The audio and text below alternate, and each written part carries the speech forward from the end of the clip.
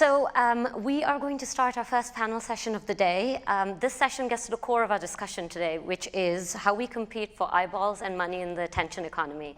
And I have a distinguished panel of guests here with me, industry leaders who will hopefully pick up on some of Gerhard's comments and see what contrarian views we can get. To my right, Jan Kerpen from Disney, Ben McCone-Wilson from Google, and then to my left, Stephen Rendroen from Sky, and Maria Kyriakou from Paramount. This is a really broad topic, so we've broken it down into 4 themes, and we'll kick off every section with some consumer data to anchor the discussion. And we'll start with the cost of living crisis, which is front and center for both consumers and businesses here in the UK, as well as around the world. And what we want to look at is how the squeeze on budgets is causing people to reevaluate their spending, including on entertainment. So if you could put up the data points, please. So as the first slide shows, we're seeing for the first time a fall in the number of households taking an SWAT service. And it's clear that saving money is becoming more important as a reason why people are canceling. And as the third slide shows, most of those who cancel want to resubscribe in the future. So with this as the backdrop, the question I want to explore with the panel is, after years of strong SVOD growth and consumer discretionary spend, how do we adjust to a world where budgets are squeezed and consumers have less money to spend? Maria, maybe I can start with you. You've launched a new SVOD service in the teeth of this. How have consumers responded to that, and how resilient is your wider business to what's happening in the economy? Well, I just want to start with the wider market, because we are launching into a growth segment as far as we're concerned. I think probably the majority of the people in this room would agree that. You know, we've just been through 2 years of the most disrupted audience behavior, business behavior, market behavior. A certain amount of adjustment should be expected, but all predictions have SVOD as a share of eyeballs viewing increasing dramatically over the next few years. And as part of the theme of this, where the eyeballs go, the value goes. So launching into this market segment, absolutely the right thing for us to do, but we're not complacent. We know we have to compete, and we have to compete on a lot of the things that Gerhard said, which is the quality of our creativity, the quality of our content. And just because I feel within this panel, this fantastic group of businesses, I need to sort of get out my key arsenal. Top Gun Maverick was a major part of that building back the confidence in theatrical window this year, and that's our movie, one we're incredibly proud of, and it's coming to Paramount Plus later this year. The Star Trek fan base just gets bigger and bigger and bigger with every new franchise that we introduce. We have the #1 kids commercial network in Nickelodeon for the last 7 years in the UK. And we have the biggest show on television in the US in Yellowstone, with the Yellowstone audience and universe that goes around that. And we're complementing all of it with something that I think is slightly unique to us, which is the grounding that Channel 5 gives us in the UK industry. And what we're doing is we're sort of using that connection to the local creative market to make sure that we have quite a sizable slate of UK originals coming up. We've already announced 20. So we feel very confident about our ability to compete and to win share, and we're incredibly happy with the way it's launched. And some of that comes from the brilliant partnership we have with Stephen and Sky. There's so much about what Gerhard said that I agree with. The only thing I would disagree with is no one's had to leave the country from Paramount because of the Sky negotiation. Yet. We're still friends. It's not about yet. I think this is a different relationship now. Like, this isn't a relationship of a content owner selling for the maximum price. This is building a true partnership where we are trying to attract eyeballs in a highly competitive space together. You know, doing it in partnership with Sky meant that we had a ready audience from day one for our content, and that gives you a lot of confidence because you can see how they're reacting. And doing this in partnership with Sky also has just completely amplified our brand marketing. Like, if you missed us, if you had your head stuck in the sand and you missed us, you didn't miss Stephen's brilliant marketing team. Yep. You know, we were everywhere, and that puts us on the first step of, with Sky, attracting that audience and letting the audience choose how they come into us. They can come in that way or they can come in that way, and we are happy either way. Stephen, anything to add to that? No, look, I think the fundamental issue that we're going to deal with as an industry for the next period is just people are going to be more choiceful. And if you give them better value for the choices that they can make, as we have with, with the launch of Paramount, then I think they'll stick with you. I think they're looking for demonstrable value.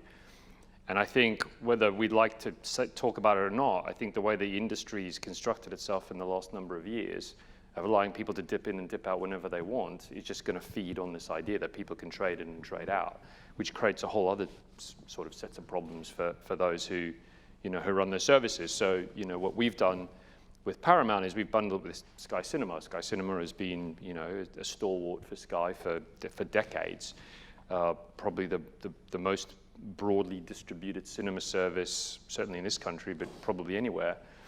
We get, the incredible content that comes out of Paramount to go alongside the incredible content that comes out of Warner Brothers and others. Our cinema subscribers think they get much better value. They've got, an incredible world of content all bundled in. And, our focus has always been, notwithstanding Gerhard's point on us raising our prices to pay for the expensive content that Gerhard creates for customers. Yeah, which will make a small margin.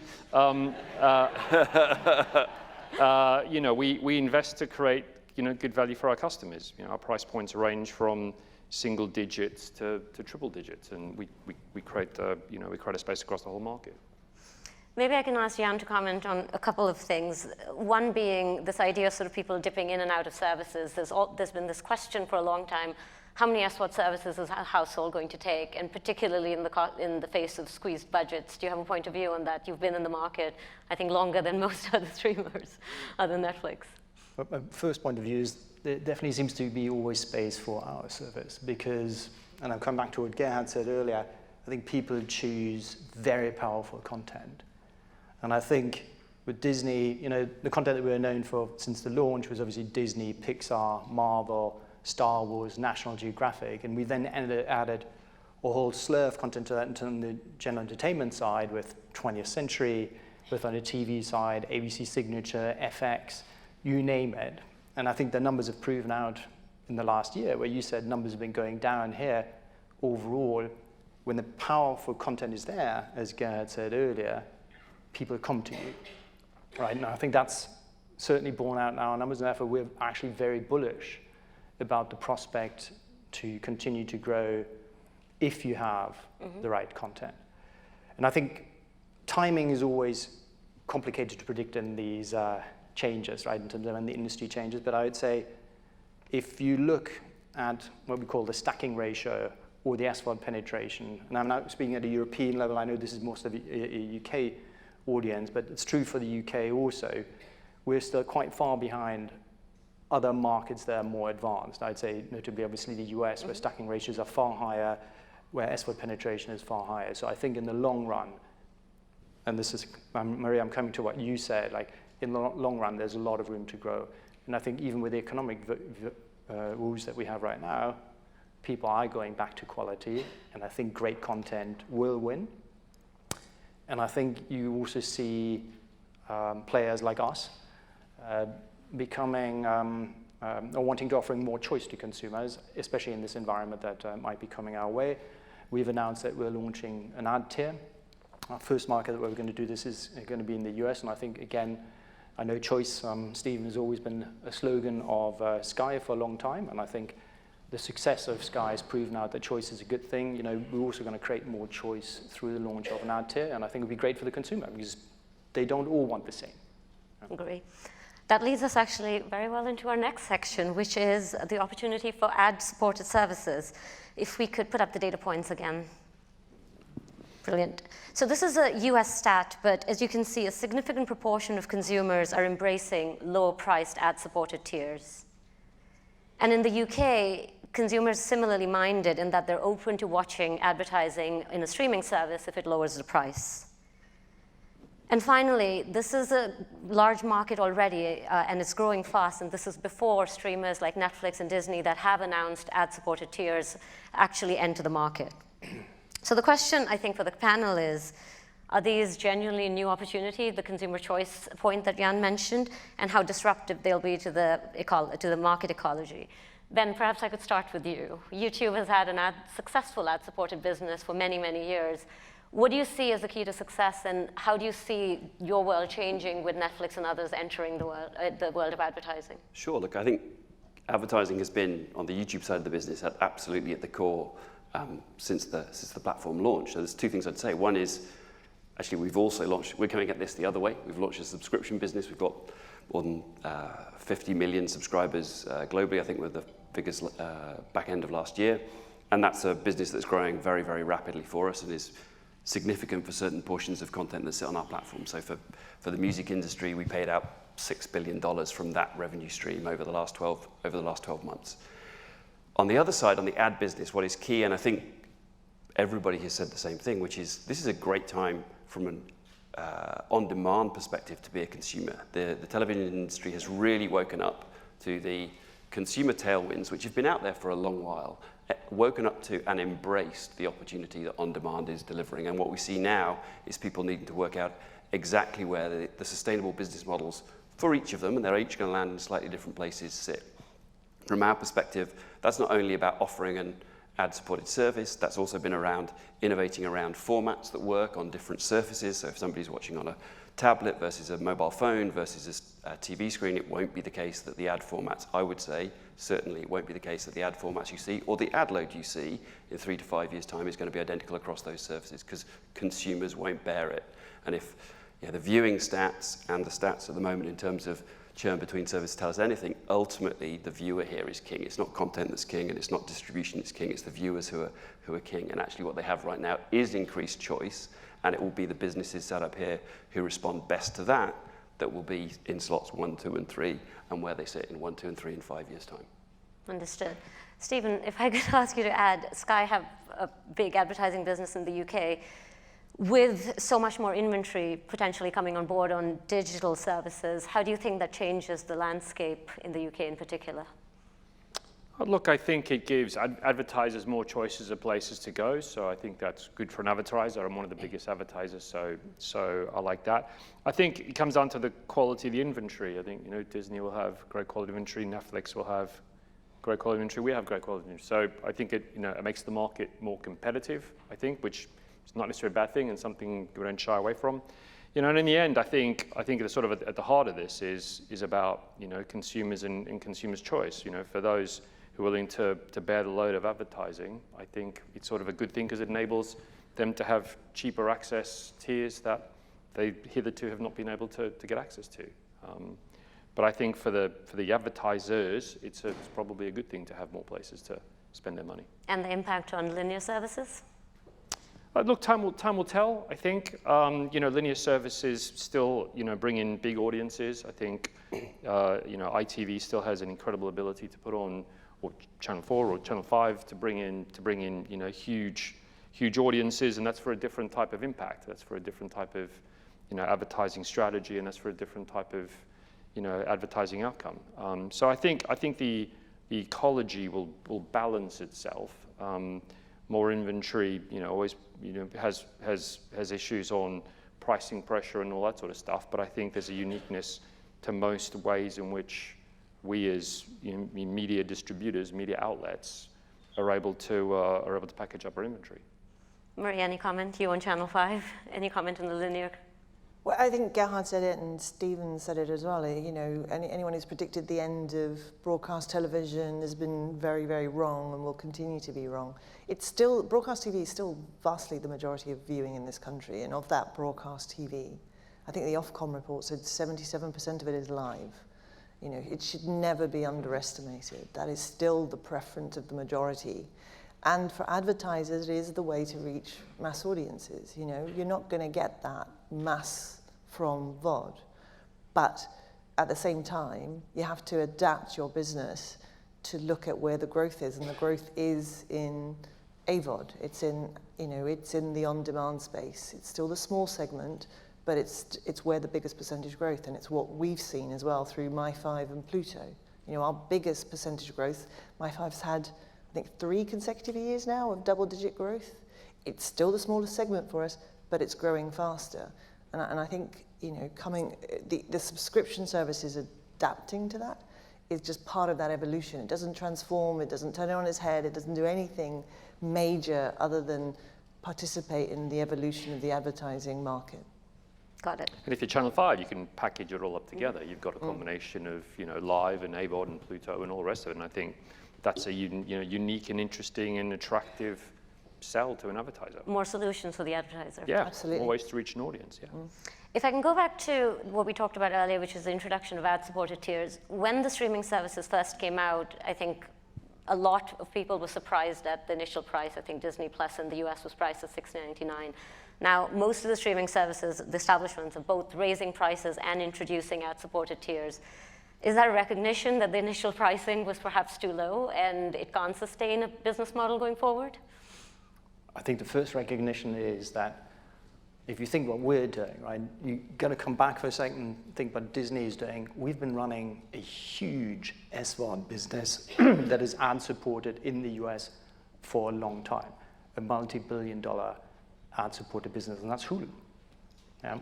So there you have a model that has worked brilliantly in the US, where people pay slightly higher price if they don't want to have ads, and they pay lower price when they want to have ads. It's been incredibly successful. By the way, it hasn't at all ruined the broadcast advertising business. I mean, the advertising business is amazing, right? It's been competitive all of our lives, incredibly resilient, works well, and I think Hulu's proven out that they can coexist, and that's a great model. And I think what we're saying is that, let's create more choice out of this. It's a model that works very well. By the way, we have a huge amount of experience, so we actually feel good about our prospects of launching this also. We know the tech, but we also know commercially how to go about it. And I think everybody here should be sanguine about it also. If we can copy that, create more choice, create more growth overall in terms of consumers wanting to come into this, I think nobody loses in this one. And us as advertisers, Steve's a big advertiser, we're a huge advertiser also in this country, good for us. Can you comment on which markets you actually see ad-supported services working better than in others? Well, I think the core market, the only one that really has mega scale at this moment on the SVOD side, I'm not talking about the on the AVOD side, is the US. But I would also say that broadcasters here, have made inroads into the AVOD side very successfully. As well as also I'm bullish about their ability to adapt to a evolving or a plural world, right? And where they have several ways of getting their content to the consumer. Be it through Steve, be it through a linear network, be it through an AVOD service or an SVOD service, SVOD AVOD service, and I think there are really many ways in. Great. I think we can move to the next section, which is about consumer behaviors. So I think we've all experienced this, which is the frustration of moving between services and trying to navigate different passwords and different experiences. And most consumers share that experience. It's also within the service. I think most people have sort of done the scrolling before you find a show to watch. And one of the things that, if we can go to the next slide, one of the things that consumers are saying is they want the service to decide for them. So they want a little bit more of a lean-back experience. And then finally, people are willing to share data in order to get a more personalized service that's tailored to them. So the question for the panel, I think, is, if the process of finding something to watch is proving something like hard work, what can we do to improve it? Stephen, I'll start with you and the role that Sky are trying to play in the aggregation of these services and improving the consumer experience. Look, I mean, it's a terrible experience, right? I mean, none of us should sugarcoat it. I mean, big lumbering, giant media companies all wanting to do their own thing have kind of left the consumer experience, I think, by the roadside. I mean, if you look at the data, I think some of this data suggests people spend 100 days of their lives trying to find something to watch in this new economy. I mean, that is, I think that's the number, right? I mean, that's not right. And if you, no disrespect, but if you're getting onto Google to find out where Super Pumped is, then there's a problem, right? Like, we're creating problems for consumers. So, I sort of believe in the world of abundance and scarcity, right? So what's the abundance? The abundance is there's too much content and there's a lot of content and a lot of choice. The scarcity is how do I find it? And so, we piled into that, and we piled into that by trying to do two things. One was to create the smartest TV in the world, we think, to be able to help a customer do that. We launched that a year ago. Next month, that's doing fine. And the second part of that was was about aggregation and about seamless aggregation, and we've used this strap line of all in one place, easy, because the whole idea has got to be it's got to be easy to find something that you want to watch. You can't labor customers with going in and out. And of course, we did that really well with, I think, Sky Q. We've taken that forward with Sky Glass, and I think today we're announcing the launch of Sky Stream, which is the evolution of the Sky Glass platform from the TV itself to a puck, puck that fits in the palm of your hand to plug into your TV, brings the whole seamless experience that we've innovated on with Sky Glass to more homes, available next day for people to sort of plug and play into their TVs. And we think that the algorithms that we've created, the user interface that we've created, the ability to move more seamlessly between apps, just gives customers the right answer to a world of abundant choice. And so it's up to distributors like us, as well as partners, like the people sitting on the stage with me and beyond, to help think about that as being the end game for the customer, help them find what they want to watch, make it easy for them to find something to watch. And maybe for Jan first, and then Maria after. When a lot of consumers want to watch a show together, there is this sort of almost virtual water cooler effect where you want to engage in a show, and one of the things that's been lost in sort of the streaming world is, well, you can watch it whenever you want, and you can binge it. How do you think about sort of showcasing content on your service? How do you think about building an audience and building a social narrative around it? So maybe Jan first. Yeah.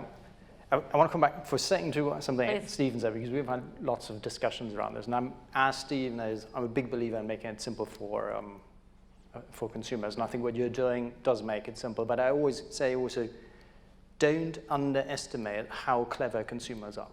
Yeah, I mean, people are really good at finding stuff. And it's not that complicated, but we should make it easier, absolutely. And people have been complaining about this for years.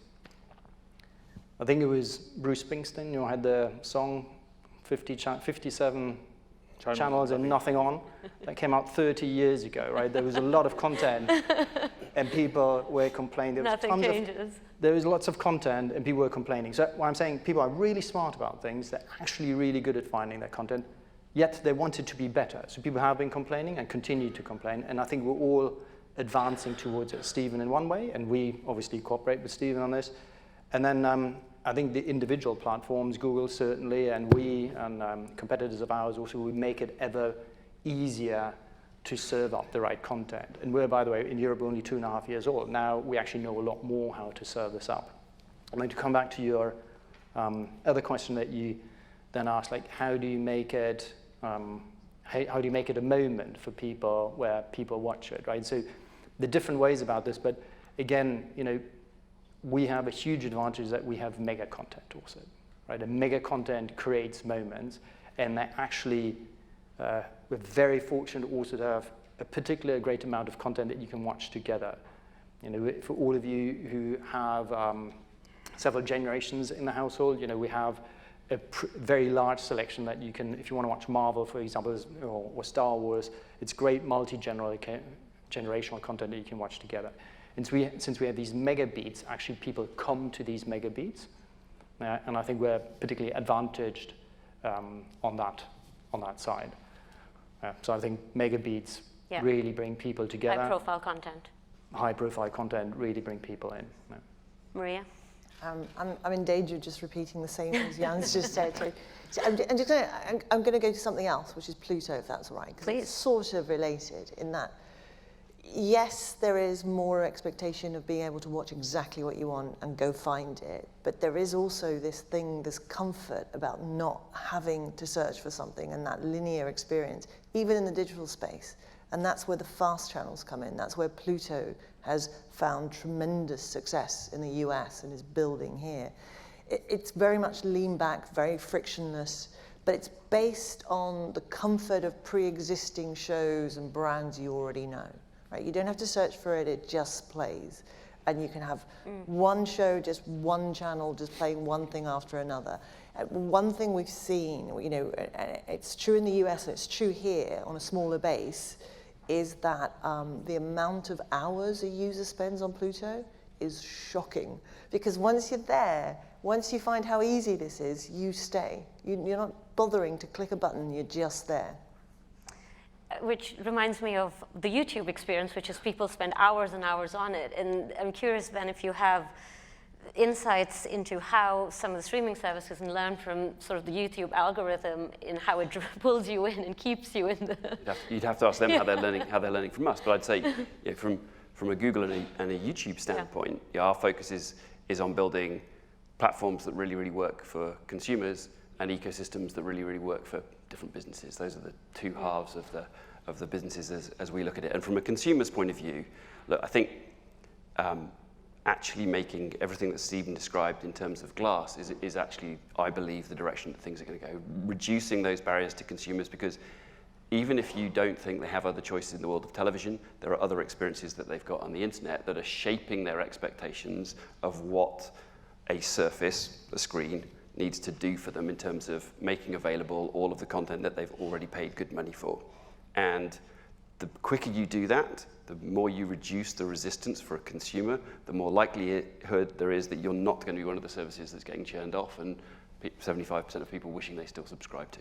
So I think that's absolutely happening on our side of the business. We've got Google TV, which is designed, if you like, at the interface level, designed to make that possible, irrespective of whether you're paying for a subscription service underneath, but it's designed to surface that content. In a market like the US, we've actually got YouTube TV, which is confusing. YouTube TV is also a linear service, so it's the only linear service in the US that includes all of the over-the-top service in the US that includes all of the major networks, as well as a whole number of what would have been cable channels. But that is built around, if you haven't seen it, I can't show you it, but if you went to the US, make sure that you download it, you get a free trial. But take a look at how that works from a consumer's view. It's a very, very different view, and I think it's the direction that Stephen is pushing Sky in the UK to making that experience of finding content, finding something that you want to watch from the consumer's lens, not pushed by whether it's a single channel or other things. And I think bringing it right back to reality in the UK, I don't think we can take comfort from linear television is fine. In the Ofcom Media Nations report, if you look at 16 to 34-year-olds, actually broadcast content today, or in that latest report, accounts for 33% of their total viewership. If you take the whole of the UK population, it was 59%, so we could take some comfort there. But if you take the under 55, so 16 to 55-year-olds, already the majority of their viewership is on non-broadcast content. So I think we're fooling ourselves, which doesn't do us any favors, doesn't do anyone in the room, whether you're a producer, a broadcaster, or somebody who's trying to build a channel. This is something that we've got to do better for UK consumers, because otherwise they will be lost to us. So how do we reach the new generation? By leaning into the platforms where they are. Actually, I think everybody up here and those who preceded us up onto the stage are doing the right things by making content available in the way. Sky have got some of in the UK, some of the best run channels on YouTube. Disney are doing amazing things on both TikTok and on YouTube. People are doing that to bring them into your world. That is the reality. These are the surfaces where they're spending time. Not just very young people, but actually all of us. Again, they're under 55s today. The majority of their time is spent off broadcast services. And I do want to come back to the topic of newer generations, but one question that I have, I think, for both Ben and Stephen is there an inherent conflict in making things easier for consumers in surfacing content, and then the needs of the content owners? And what I mean by that is, when we have an SWAT service, or Jan has an SWAT service, you want people to watch it in your environment. You want it to be associated with your brand and how you programmed your service. By surfacing things as individual shows, do you inherently separate those two things, and what does that mean for content owners and brand owners? I think there is inherently a conflict. Those things don't always align. They very often do. When somebody starts watching, a clip from a particular movie or a particular franchise, the Marvel franchise, or from the Premier League, if it's on the Sky Channel, there is very high propensity for them to then spend their next 2, 3, 4 videos watching similarly associated content. But that's they're not doing that to please Sky or to please Disney. They're doing that because they love Premier League football, or they love the stories of the Marvel characters.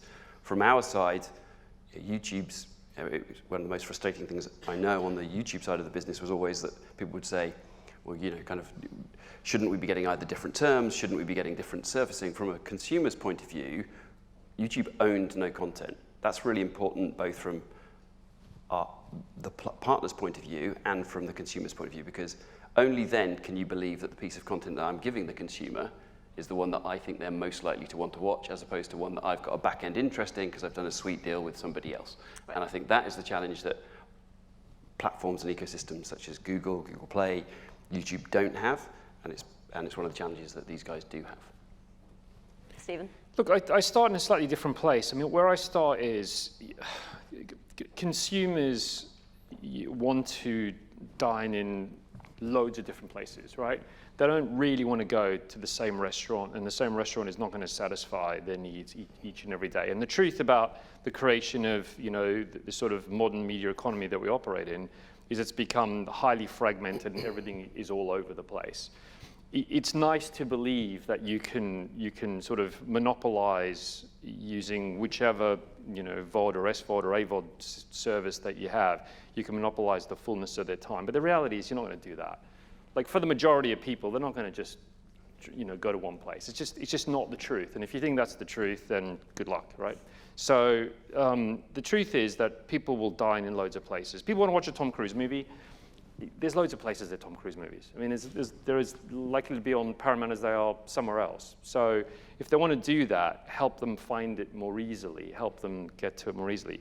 When you have a big hit like House of the Dragon, work with a partner to promote it. I think, we've worked very closely with you and with Gerhard, and that has been a demonstrable hit, in the last month or so. Probably overshadows anything else in the recent past. So I just think this sort of, dogmatic view that there's sort of one world and a different world, I don't subscribe to, because I don't think consumers think that way. I think consumers come home, they've had a long day, they sit down, they turn on the TV, they probably start with the EPG because that's what they're used to. They kind of have a look at that, and then they sort of dart around. You can either make it easy for them to find something to watch, or you can make it hard for them. My job is to make it easy for them, and our job is to always make it easy for them. And I think that's what wins, because I think in the end, consumers give their money to people who make their lives easier, not more difficult. I think it's one of the things you told me, which is every time you try to get rid of the EPG, consumers complain. Well, I mean, look, we're talking about sort of, data and experience, right? So we have the privilege and the benefit of having run EPGs, guides, both, on, traditional DTH and streaming for over a decade. So, we have a lot of data to tell you what human behavior looks like. We probably have more data than most. And, the reason we've embraced the particular path we're on is because we look at the data, and the data tells us people's behaviors. And so we lean into people's behaviors, and we build systems and architectures and solutions for customers that we think just makes life easier for them, regardless of all the noise in the industry. And we kind of think that in the end of the day is what customers want. They want, as I said before, they want to make their lives a little easier, not a little more difficult. Fair enough. Jan, as an owner of a service, how do you feel about disaggregation of your content from the actual service? I think I'm going to lean into what some people here said. You've got to make it easier for people to get there, right? So you can consume our service on your app. You can consume it through Sky. You can consume it through your Samsung TV. You can consume it through your Fire Stick. I mean, there are numerous places where you consume it through. And we cooperate with all of these people, right? So it's the same when you turn on your Samsung TV, they're also trying to make life easier for you. If you turn on your Apple TV, they're also trying to make it easier for you. We work with all of them. Right? In the end, we trust in the fact that they will find our content.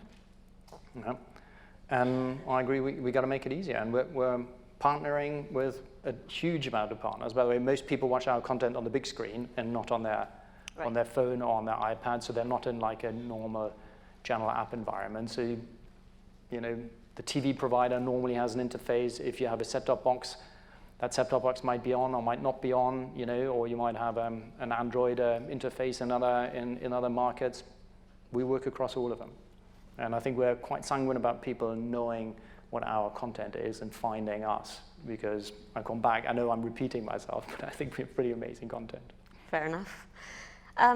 For the final section, I think we're going to step back and consider some of the broader trends in consumer behavior, which Ben alluded to, which is attention shifting from long-form content to other forms of entertainment. And so we've all talked about how the majority of our content, yours, certainly Disney's, is watched on the big screen, but younger consumers are behaving in completely different ways.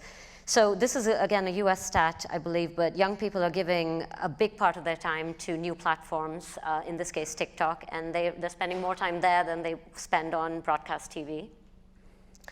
And it's not just young people. A significant proportion of all consumers spend more time watching user-generated content than TV and movies.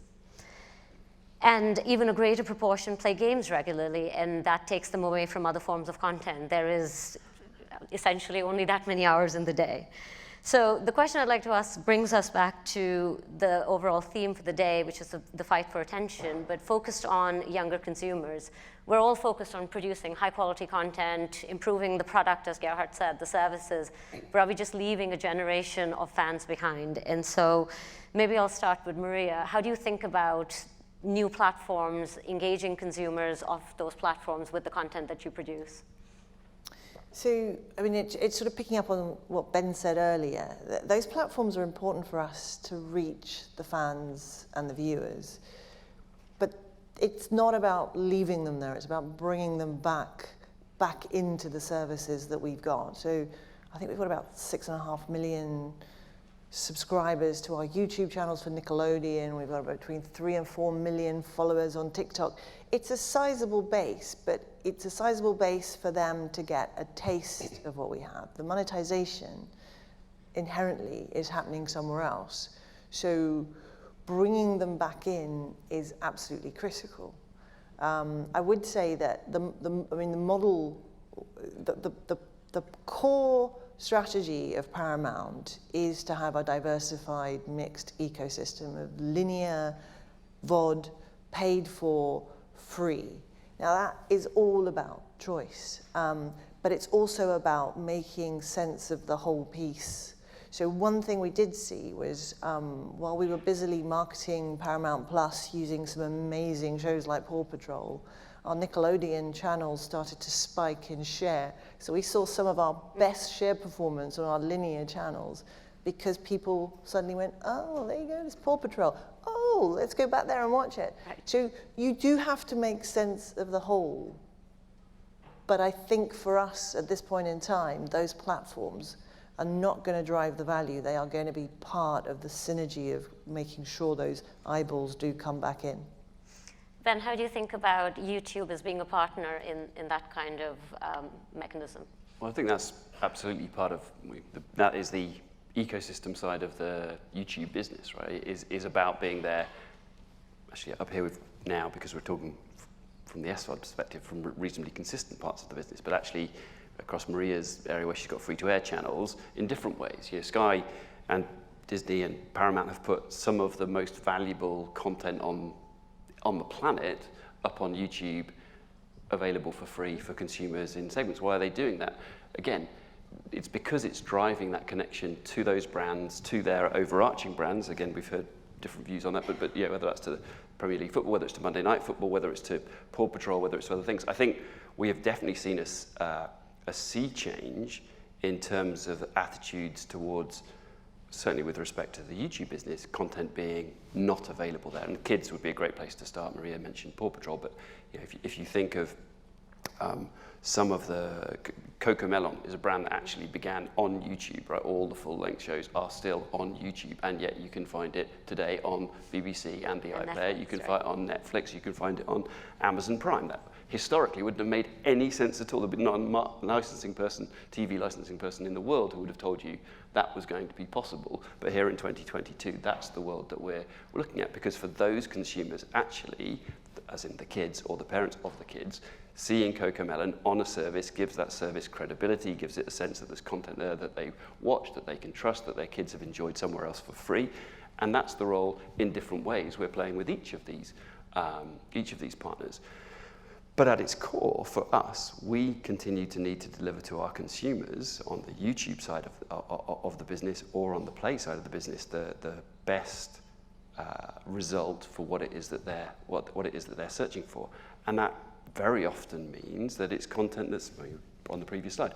User-generated. What does user-generated mean? You know, today in the UK, there's 33,000 people full-time who are supported by the business that YouTube has built in this market. It's 2019 numbers, so much bigger numbers today, but 1.4 billion that's being paid out to those people in terms of the contribution to that industry. That's not a small industry. Those are not bit part players. They are players who end up, you know, if they're talking about topics that these guys are creating content on, then they are competing with those people and are creating authentic connections to them. And that's just going to be a reality, right? That is a good thing. That's a good thing, great thing for the creative industries. That's a great thing in terms of the range and flavor and history of the stories that are being told. And from a consumer's point of view, that's okay. That's great. That's good news for them.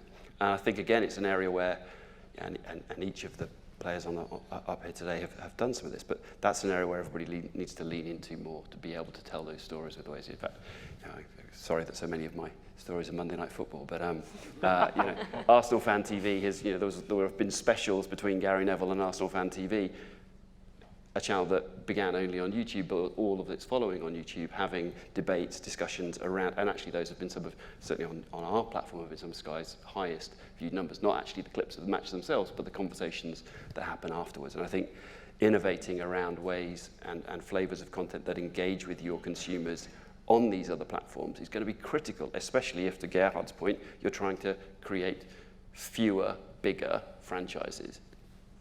And it goes back to, I think, what we said earlier, which is we make these predictions about the death of linear TV or the death of this. And I remember when user-generated content first started showing up, everybody said it's going to change forever and the way that we do scripted shows, and they'll never be the same. And the reality was we pretty much do scripted shows in a similar way. What we start to do differently is, as you said, start to engage consumers, influencers, to try and attract attention to those stories from marketing or other ways. And so it turns out that most things settle into a partnership between platforms. So with that, we have a few minutes, and we'd love to open it up to audience questions. I think there will be a mic. If you can just put your hand up, we'll send a mic your way.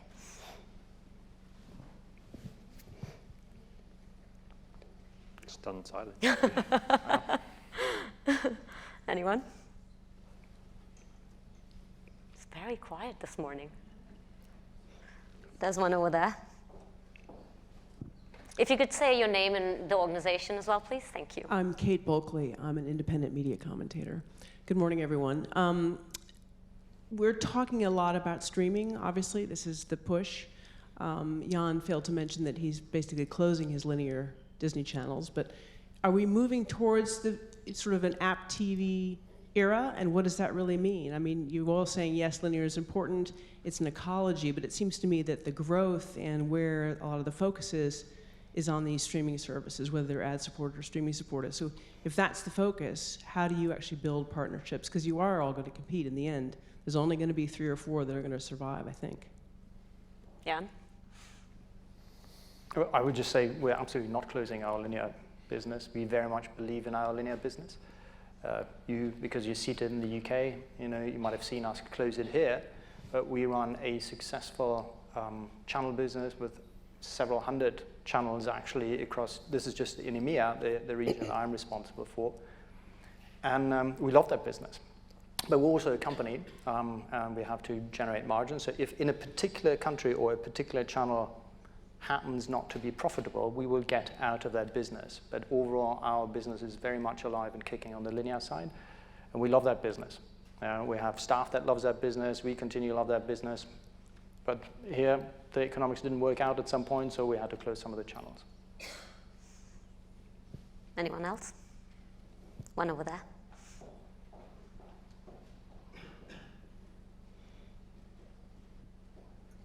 Hello, Daniel Toole, IXA Global. We do advisory and content and talent development. I wondered if we could go back to the start of the session and just talk a little bit about the impact of economic contraction. And you're all major players that have distribution and production, and you've talked about going towards higher value content and franchises. In that context and the pressure to utilize your own content, what is the impact on independent production? And what is the impact on diversity of voice and creativity and innovation in that push to streamline your businesses? Maria, would you like to take that one? I mean, you've hit one of my passion topics, to be honest. Like, I mean, before I joined Paramount, I spent 9 years with ITV on the international studio side, and I had this brilliant job where I went out and met creators from all over the world. And it coincided with a trend away from the US network shows as the most successful in the world towards local shows being the most successful in each of their own territories. You know, it's almost like audiences fell back in love with themselves and their own lives. And one thing we've done really successfully with Channel 5 is recognize that, embrace it, and really, really lean into it.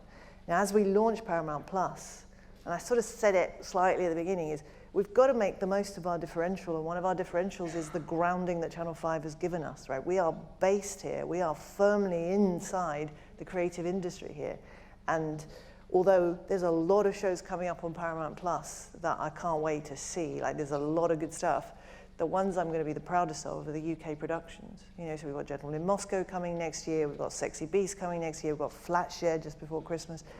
You know, it's, we do not think success is in drowning out voices. I'd back that up because I'd say audiences also gravitate towards that, right? I mean, you've seen, Gerhard said it, I think in local markets, local stories pop. And it's one of the reasons, I think, for loads of reasons, the enduring nature of a PSB is because they serve local audiences probably better than anybody else. So I don't think it's a zero-sum game. I think it's important that you have, you know, both, you know, House of the Dragon as well as, you know, for us tomorrow, you know, This England, you story about Boris Johnson. So I think that's the economy. Kenneth Branagh as Boris Johnson. I think that's sort of the economy that you live in, and I actually think, you know, more and more you look at the data, the more and more you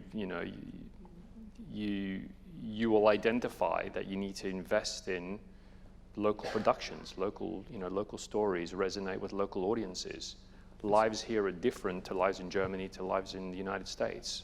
The stories and the heroes that they look to, and the things they subscribe to are just slightly different. There's always commonality, but there's also difference, which is why I think there's a vibrant world for production.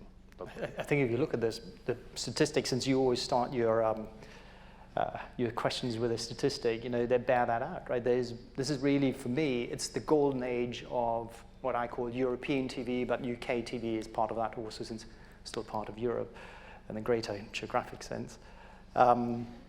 Sorry. So I lost my thread there for a second. But if you look at the statistics, actually, local production is growing in almost all European markets in a very significant way. And this is both in the number of productions and in the value of production. And this is almost always going through independent production companies, right? So I think it's an amazing time. And I say this as somebody who spent almost my entire life in Europe, obviously. It's great to see. I love to see local stories come to the forefront. I love to see that bigger production budgets are actually going into local productions. And I think we're going to have an amazing time as I think the European production industry is going to have an amazing time in this. And it started earlier here in the UK. You know, I think the rest of Europe is catching up, but this is certainly still the biggest hub of European production in this continent. I'm super optimistic about it, and I love the content that's coming out of it. You know, we see super high quality local content produced at a budget that would have been unthinkable if you go back 10, 15 years ago, right? So it really rivals Hollywood production standards, if I may say so, at this moment. And they're being put on global services, so being given a global platform. Global exposure. Yeah. Yep. Brilliant. I think that is all we have time for. So thank you to everyone here. Thank you to the audience for participating.